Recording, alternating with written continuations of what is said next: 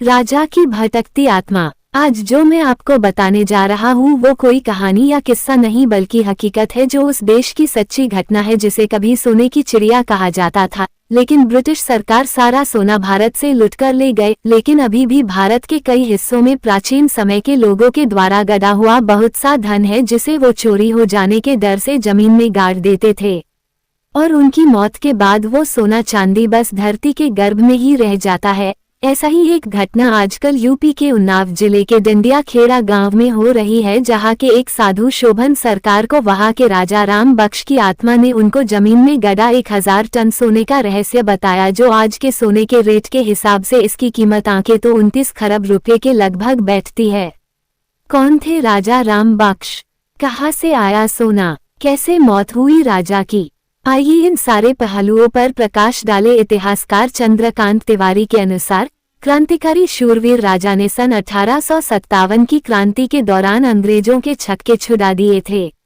वो कौन थे और कब से वह इस किले में रह रहे थे ये किसी को स्पष्ट मालूम नहीं है। यहाँ के इतिहासकारों की माने तो 2 जून 1857 की क्रांति में दिलेश्वर मंदिर में छिपे 12 अंग्रेज को जिंदा जला दिया था।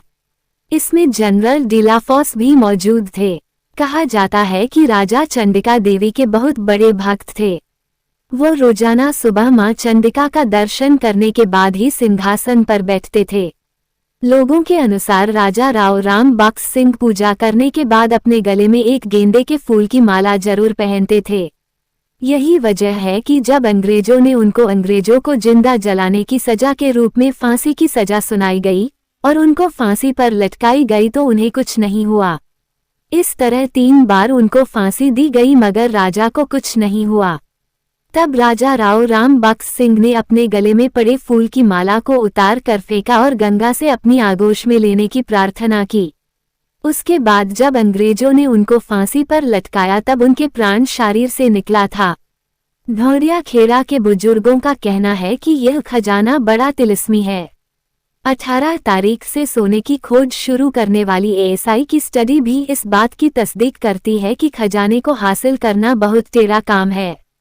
अध्ययन के अनुसार ढोंडिया खेड़ा के प्रतापी राजा राम बख्श के जिस किले में सोने का खजाना दबा होने की बात कही है उस किले को तिलक चंडी राजपूत ने 17वीं शताब्दी के दौरान बनाया था।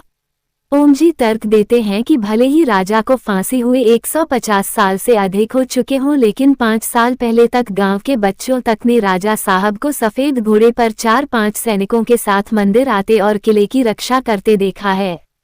ग्राम प्रधान अजयपाल सिंह भी हाँ में हाँ मिलाते हुए कहते हैं कि उस इलाके में घोड़े की छाप और मंदिर में किसी के रोज पूजा करने के निशान अब भी दिखते हैं। हालांकि ख्वाबों के खजानों का ये दावा अब भी विशेषज्ञों को हैरत में डाले है। ऐसा माना जाता है कि ताल्लुकदार ने पहले खजाना दबाया और फिर किले का निर्माण किया। कुछ लोगों का ये भी कहना है कि अंग्रेजों के खिलाफ लड़ने वाली कई रियासतों के राजाओं ने राजा राम बख्श के किले को सुरक्षित मानते हुए अपना खजाना वहां पर दबाव दिया था। एएसआई व भूगर्भ वैज्ञानिकों की जांच के मुताबिक किले में 15 फुट नीचे खजाना मिलने की संभावना जताई जा रही है। इसमें दबे सोने की कीमत करीब 3 लाख करोड़ रुपए बताई जा रही है। स्वामी ओम के मुताबिक राजा राव बख्श सिंह सपने में नहीं आए थे बल्कि साक्षात प्रकट हुए थे। तभी उन्होंने सरकार से सोना निकलवाने की बात कही थी। मरा हुआ राजा घोड़े पर घूमता था। ओम स्वामी के अनुसार दिवंगत राजा राव बख्श 5 साल पहले तक इस इलाके में घोड़े पर सवार होकर घूमा करते थे। वे किले के आसपास घूमा करते थे। उन्हें इस इलाके के कई लोगों ने देखा है। स्वामी के मुताबिक गांव ढोंडिया खेड़ा का बच्चा आपको इसके बारे में बताएगा। गांव के ही एक और बुजुर्ग आदमी सीताराम ने बताया कि जब उनकी उम्र 10 साल की थी तक एक बार सरकार ने यहाँ खुदाई करवाना चाहा था।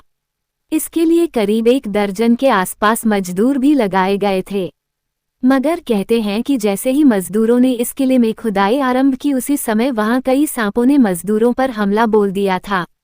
इसमें 2 मजदूर की मौत भी हो गई थी। इसके बाद से वहां खजाने को लेकर कोई खुदाई नहीं की गई। पुरातत्व विभाग की टीम ने 12 अक्टूबर से कैंप लगाकर सफाई का काम शुरू कर दिया है। 18 अक्टूबर से स्वर्ण भंडार की खुदाई का काम शुरू हो गया है। उन्नाव के पूर्वा क्षेत्र के एक ही परिवार के 4 लोग राजा के वारिस होने की बात कह रहे हैं। उन्होंने प्रशासन से स्वर्ण भंडार में अपना हक लेने की बात कही है। साथ ही राजा के किले में कुछ जमीन पर अपना घर बनवाने की बात कही है।